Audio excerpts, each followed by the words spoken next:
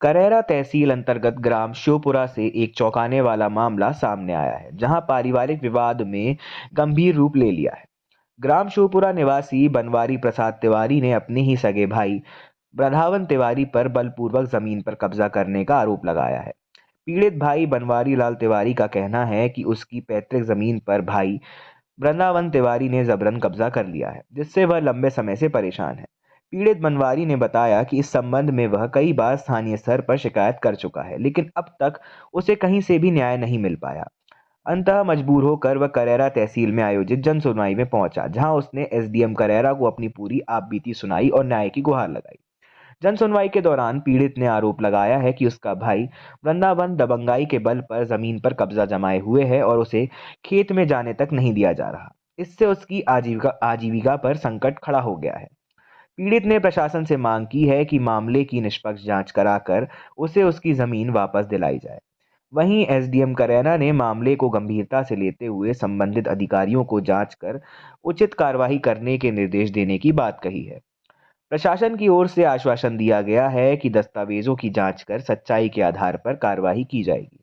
अब देखना यह होगा कि पीड़ित बनवारी प्रसाद को कब तक न्याय मिल पाता है और प्रशासन इस पारिवारिक भूमि विवाद पर क्या ठोस कदम उठाता है। करैरा से कमलेश तिवारी की खास रिपोर्ट।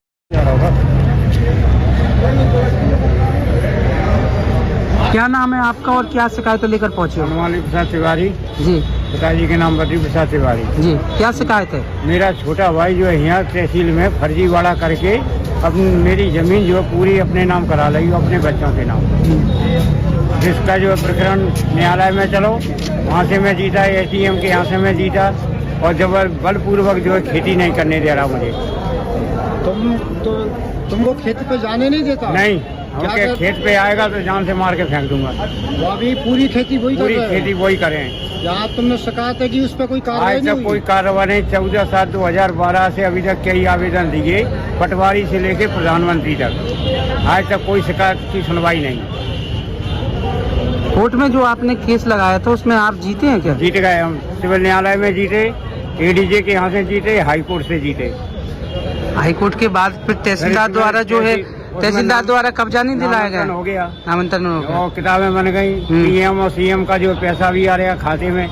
बाकी बलपूर्वक उसके 7 बच्चे हैं, 5 बच्चे हैं, 2 वो है, 7 जने बलपूर्वक जो खेती नहीं करने, मतलब कागजों में तो आपके नाम पे? कागजों में हमारे नाम से।